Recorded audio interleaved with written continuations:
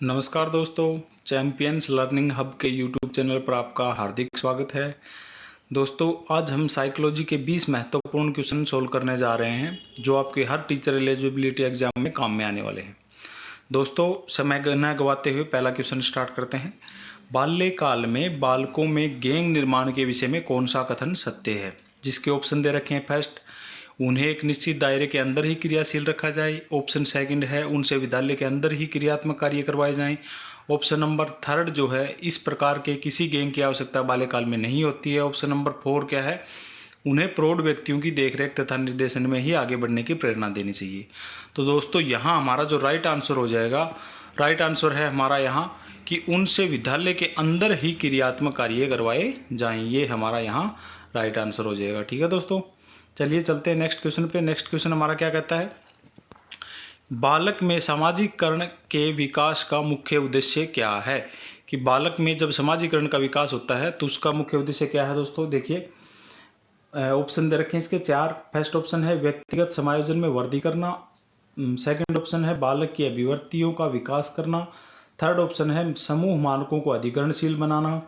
तथा fourth option है सामाजिक समूह के प्रतिमानों को विकसित करना। तो दोस्तों, यहाँ हमारा जो राइट आंसर हो जाएगा ऑप्शन नंबर डी हो जाएगा कि सामाजिक समूह के प्रतिमानों को विकसित करना। ये हमारा यहाँ राइट आंसर है। ठीक है दोस्तों, चलिए चलते हैं नेक्स्ट क्वेश्चन पे। नेक्स्ट क्वेश्चन 3 नंबर क्या कहता है कि खेल क्रियाएं बालकों के किस आयु वर्ग पर अपनी चरम सीमा पर होती हैं? तो देखिए दोस्तों, खेल क्रियाएं हैं वो बालकों की किस आयु वर्ग पर अपनी चरम सीमा पर होती हैं? तो जिसके ऑप्शन दे रखे हैं, फर्स्ट है पूर्व विद्यालय अवस्था पर। सेकंड ऑप्शन है प्राथमिक विद्यालय अवस्था पर। थर्ड ऑप्शन है जूनियर हाई स्कूल पर। और फोर्थ ऑप्शन जो दे रखा है वो दे रखा है सीनियर हाई स्कूल स्तर पर। तो दोस्तों, यहाँ हमारा जो राइट आंसर हो जाएगा वो हो जाएगा ऑप्शन सी कि जूनियर हाई स्कूल स्तर के ऊपर खेल क्रियाएं बालकों में अपनी चरम सीमा पर होती हैं। ठीक है दोस्तों, चलिए चलते हैं नेक्स्ट क्वेश्चन पे। नेक्स्ट क्वेश्चन क्या कहता है, नेक्स्ट क्वेश्चन नंबर 4 है वो, यदि किसी शिक्षण को एक व्यवसाय मान लिया जाए तो अन्य व्यवसाय की तुलना में इसमें सबसे बड़ी क्या कमी प्रतीत होती है? देखिए दोस्तों, अगर शिक्षण को एक व्यवसाय के रूप में मानेंगे तो उसमें सबसे बड़ी कमी क्या होगी? इसके लिए ऑप्शन दे रखे हैं। ऑप्शन फर्स्ट है इसका शिक्षण स्तर। ऑप्शन सेकंड है शिक्षण संस्थान। ऑप्शन थर्ड है शिक्षकों का वेतनमान। और ऑप्शन फोर्थ जो दे रखा है वो हमारा दे रखा है उचित सामाजिक दृष्टिकोण का न होना। तो दोस्तों, यहाँ हमारा जो राइट आंसर हो जाएगा वो हो जाएगा शिक्षकों का वेतनमान है हमारा, वो एक सबसे बड़ी समस्या के रूप में प्रतीत होगा। ठीक है दोस्तों, चलिए चलते हैं नेक्स्ट क्वेश्चन पे। नेक्स्ट क्वेश्चन 5 नंबर क्या कहता है, 5 नंबर क्वेश्चन है कि 7 वर्ष तक के बालक बालिकाओं की एक मुख्य विशेषता क्या है? तो इसके ऑप्शन दे रखे हैं। फर्स्ट दे रखा है केवल समलिंगी बालकों के साथ खेलना।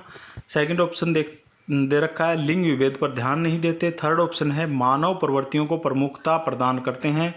और ऑप्शन डी दे रखा है उपरोक्त में से कोई नहीं। तो इसका जो राइट आंसर हो जाएगा दोस्तों वो हमारा हो जाएगा कि लिंग विभेद पर ध्यान नहीं देते। जो छोटे बच्चे होते हैं उनमें लिंग विभेद का ध्यान नहीं होता है और वो ग्रुप में खेलते रहते हैं, चाहे वो लड़कियां हों चाहे लड़के हों, एक ग्रुप बना के खेलते रहते हैं। ठीक है दोस्तों, चलो ये दोस्तों नेक्स्ट क्वेश्चन पे चलते हैं। नेक्स्ट क्वेश्चन 6 नंबर हमारा क्या कहता है, 6 नंबर जो क्वेश्चन है वो हमारा है पाठ्यक्रम को पुनः व्यवस्थित करने के विषय में निम्न में से कौन सा कथन सर्वाधिक प्रयोग में लाया जाता है? तो इसमें फर्स्ट ऑप्शन हमारा दे रखा है कि यह सदैव विकास की प्रक्रिया के साथ संबद्ध होना चाहिए। सेकंड ऑप्शन है यह सदैव पुनर्निरीक्षण एवं पुनर्मूल्यांकन की प्रक्रिया से संबंधित होना चाहिए। थर्ड ऑप्शन है यह छात्रों के अधिगम स्थायित्व में वृद्धि के समरूपीय बनाया जाना चाहिए। और ऑप्शन जो डी दे रखा है वो दे रखा है हमारा व्यापक भौगोलिक क्षेत्र में पाठ्यक्रम को समरूपीय बनाया जाना चाहिए। तो यहाँ जो दोस्तों हमारा राइट आंसर होगा वो होगा कि यह सदैव पुनर्निरीक्षण एवं पुनर्मूल्यांकन की प्रक्रिया से संबंधित होना चाहिए। ठीक है दोस्तों, चलिए चलते हैं नेक्स्ट क्वेश्चन पे। नेक्स्ट क्वेश्चन 7 नंबर हमारा क्या कहता है कि यदि एक कक्षा में शिक्षक छात्रों को डंडे से डराता है तो इससे क्या होगा? देखिए दोस्तों, ऑप्शन फर्स्ट दे रखा है व्यवस्था स्थापित हो सकती है। सेकंड ऑप्शन दे रखा है अनुशासन पूरा रहता है। थर्ड ऑप्शन है व्यवस्था तो हो सकती है पर अनुशासन होना जरूरी नहीं है। और डी है आत्मानुशासन पैदा होगा। तो जो यहाँ राइट आंसर है हमारा वो ये रहेगा कि दोस्तों अगर ऐसा माहौल शिक्षक डंडे से डराता है तो उसमें व्यवस्था तो बन जाएगी पर अनुशासन नहीं होगा, क्योंकि अनुशासन तो वो है जो सब अनुशासन हो। ठीक है दोस्तों, चलिए चलते हैं नेक्स्ट आंसर पे, नेक्स्ट क्वेश्चन पे। नेक्स्ट क्वेश्चन हमारा क्या कहता है कि प्रेरणा की आवश्यकता के सिद्धांत को प्रतिपादित किया था। प्रेरणा की आवश्यकता के सिद्धांत को किसने प्रतिपादित किया था? तो यहाँ ऑप्शन दे रखे हैं हल्म ने, सेकंड ऑप्शन स्किनर ने, थर्ड ऑप्शन दे रखा पियाजे ने और फोर्थ ऑप्शन है वो बेलार्ड ने। ठीक है दोस्तों, तो जो यहाँ हमारा राइट आंसर हो जाएगा वो प्रेरणा की आवश्यकता को सिद्धांत को हल महोदय ने प्रतिपादित किया था। तो हमारा फर्स्ट आंसर यहाँ राइट हो जाएगा। ठीक है दोस्तों, चलिए चलते हैं नेक्स्ट क्वेश्चन पे। नेक्स्ट क्वेश्चन नंबर 9 क्या कहता है कि बालक में उत्पन्न वह दशा जो किसी निश्चित उद्देश्य की पूर्ति के लिए उसमें निश्चित व्यवहार स्पष्ट करती है। तो उसके ऑप्शन दे रखे हैं, फर्स्ट अभिप्रेरक, सेकंड है स्वधारण, थर्ड है अधिगम और फोर्थ ऑप्शन दे रखा है पुस्तक का पढ़ना। तो जो हमारा यहाँ राइट आंसर हो जाएगा वो है दोस्तों अभिप्रेरणा या अभिप्रेरक। जो सबसे पहले अभिप्रेरक होगा तो उसी के अकॉर्डिंग हम कोई निश्चित उद्देश्य बना पाएंगे और कोई कार्य कर पाएंगे। ठीक है दोस्तों, चलो चलते हैं नेक्स्ट क्वेश्चन पे। नेक्स्ट क्वेश्चन क्या कहता है, क्वेश्चन नंबर 10, बालकों को गृह कार्य देने का मुख्य उद्देश्य क्या है? तो बालकों को गृह कार्य देने का मुख्य उद्देश्य हमारा क्या होता है? इसके ऑप्शन दे रखे हैं कि उन्हें दंड देने के लिए, सेकंड ऑप्शन है कक्षा अधिगम को सुदृढ़ करने के लिए, थर्ड ऑप्शन दे रखा है विद्यालय की गंभीरता का संदेश देने के लिए, फोर्थ ऑप्शन दे रखा है बालकों को घर में व्यस्त रखने हेतु। तो देखिए दोस्तों, यहाँ हमारा राइट आंसर जो हो जाएगा वो हो जाएगा कि जो कक्षा में हमने अधिगम कराया था उसको सुदृढ़ करने के लिए बच्चों को होमवर्क या गृह कार्य दिया जाता है। तो यहाँ हमारा राइट आंसर हो जाएगा आंसर नंबर बी, कक्षा में अधिगम को सुदृढ़ करने के लिए। ठीक है दोस्तों, चलिए चलते हैं नेक्स्ट क्वेश्चन पे। नेक्स्ट क्वेश्चन हमारा क्या कहता है कि पूर्व माध्यमिक कक्षाओं में बालक बहुत क्रियाशील होते हैं, ऐसी स्थिति में शिक्षक को निम्न में से क्या करना चाहिए? ठीक है दोस्तों, तो इसके ऑप्शन दे रखे हैं, उनकी क्रियाशीलता को कम करने की कोशिश करेंगे, सेकंड ऑप्शन है उनकी क्रियाशीलता का अध्ययन करेंगे, थर्ड है उनकी क्रियाशीलता को रोकेंगे।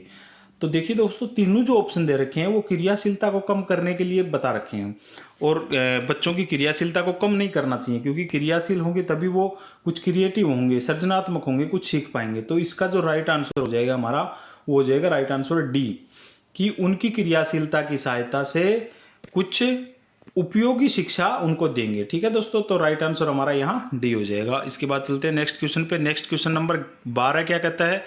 क्वेश्चन नंबर 12 कहता है कि अधिगम की प्रयत्न और भूल विधि में सबसे महत्वपूर्ण तत्व क्या है? प्रयत्न और भूल विधि। ठीक है दोस्तों, प्रयत्न और भूल विधि क्या कहती है कि बार बार प्रयत्न करो, आपसे भूल होगी, मिस्टेक्स होंगी, आप उन मिस्टेक्स को सुधारते जाओगे और एक ऐसी स्थिति आएगी जिसमें आप अपना कार्य बिना किसी मिस्टेक के पूर्ण कर पाओगे।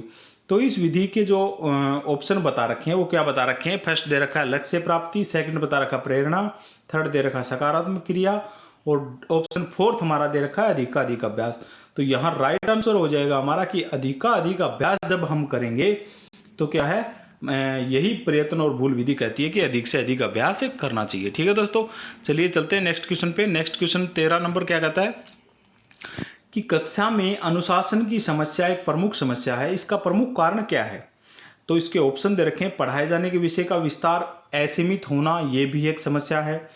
सेकंड ऑप्शन दे रखा है पढ़ाए जा रहे विषय की रोचकता कितनी है, ये भी एक समस्या है दोस्तों। अगर रोचक नहीं है तो बच्चे पढ़ नहीं पाएंगे, अनुशासन नहीं बन पाएगा। और जो ऑप्शन थर्ड दे रखा है कि कक्षा में बालकों के बैठने की व्यवस्था अगर सही नहीं होगी तो बच्चों में अनुशासन नहीं पैदा होगा। तो यहाँ हमारा जो राइट आंसर हो जाएगा वो सभी, इसके जो ऑप्शन दे रखे हैं वो सभी राइट हैं। तो हमारा ऑप्शन नंबर डी यहाँ करेक्ट हो जाएगा कि उपरोक्त सभी। ठीक है दोस्तों, चलिए चलते हैं नेक्स्ट क्वेश्चन पे। नेक्स्ट क्वेश्चन क्या कहता है कि अभिप्रेरणा अधिगम में किस रूप में सहायक है? अभिप्रेरणा जो सीखने में किस प्रकार सहायता करती है? तो ऑप्शन दे रखे हैं मुख्य रूप में, सेकंड ऑप्शन दे रखा है सहायक के रूप में, थर्ड ऑप्शन दे रखा है किसी भी रूप में नहीं और ऑप्शन फोर्थ दे रखा है इनमें से कोई नहीं। तो जो अभिप्रेरणा है वो अधिगम में एक सहायक के रूप में हमारी सहायता करती है। तो ऑप्शन नंबर सेकंड हमारा यहाँ राइट आंसर हो जाएगा। ठीक है दोस्तों, चलिए चलते हैं नेक्स्ट क्वेश्चन पे। नेक्स्ट क्वेश्चन नंबर 15 क्या कहता है? 15 नंबर क्वेश्चन क्या कहता है कि रुचियों के संबंध में निम्न में से क्या सत्य है? तो जो फर्स्ट ऑप्शन हमारा दे रखा है कि रुचियां जन्मजात होती हैं, ये बात राइट है दोस्तों, सॉरी रॉन्ग है ये कि जन्मजात नहीं होती हैं, रुचियां अर्जित करनी पड़ती हैं, अर्जित होती हैं। ठीक है दोस्तों। उसके बाद सेकंड ऑप्शन दे रखा है कि रुचियों की उत्पत्ति वातावरण में उपस्थित अवसरों पर निर्भर करती है। थर्ड ऑप्शन जो दे रखा है कि रुचियां एक लिंग के बालकों में लगभग समान होती हैं। ये बात भी जायज़ नहीं है कि रुचियां एक लिंग के बच्चों में सभी रुचियां एक जैसी थोड़ी ना होगी। तो हमारा जो डी आंसर दे रखा है वो दे रखा है कि रुचियां व्यक्तित्व के अतिरिक्त रूप में वृद्धि में होती हैं। ठीक है दोस्तों। तो हमारा जो राइट आंसर यहाँ हो जाएगा वो हो जाएगा कि रुचियों की उत्पत्ति वातावरण में उपस्थित अवसरों के ऊपर निर्भर करती हैं। वातावरण में जैसे अवसर उनको मिलेंगे उनकी रुचि उसी के अकॉर्डिंग चेंज होती जाएंगी। ठीक है दोस्तों। चलिए चलते हैं नेक्स्ट क्वेश्चन के ऊपर। नेक्स्ट क्वेश्चन नंबर 16 क्या कहता है कि बालक के विकास का निर्धारण करने के लिए उपयुक्त तरीका क्या है। तो देखिए दोस्तों, बालक के विकास का निर्धारण कौन कौन करता है, पहले तो ये चीज़ हमको पता होनी चाहिए।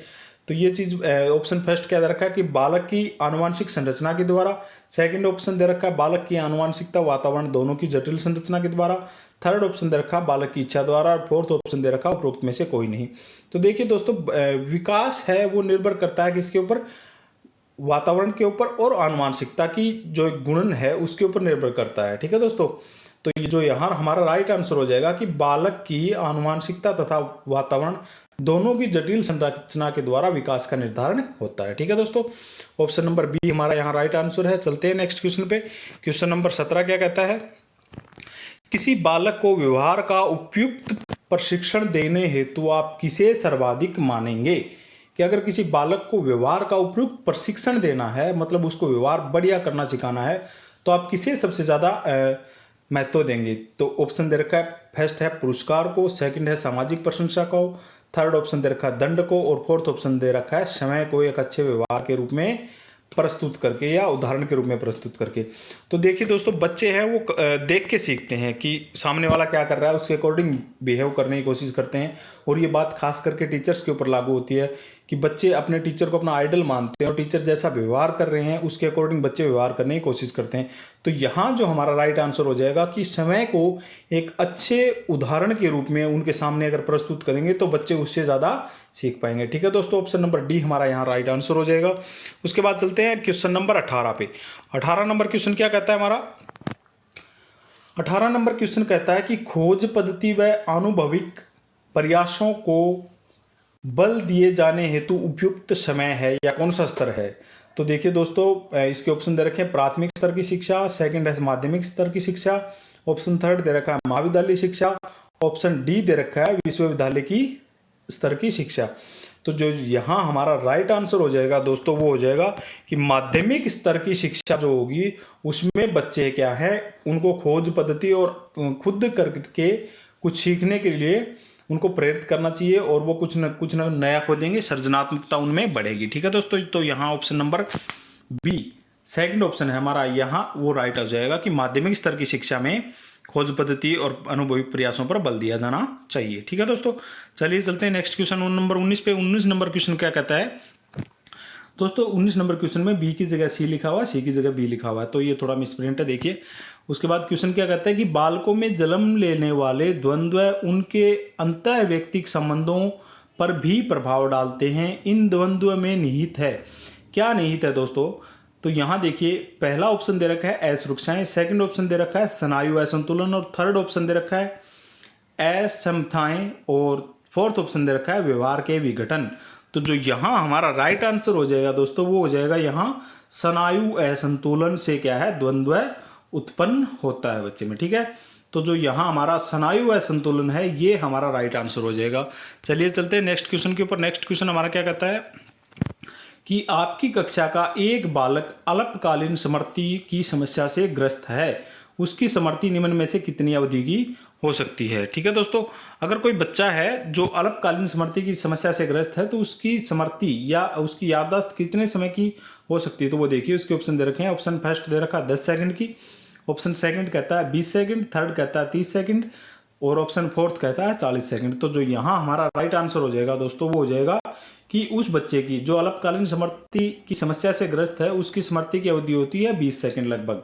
ठीक है दोस्तों, तो ये होते हैं हमारे यहाँ 20 क्वेश्चन पूरे। दोस्तों आशा करते हैं आपको हमारे क्वेश्चन और हमारा वीडियो पसंद आया होगा। अगर वीडियो पसंद आया तो इसको लाइक करें, चैनल को सब्सक्राइब करें और अपने दोस्तों तक शेयर करें। धन्यवाद।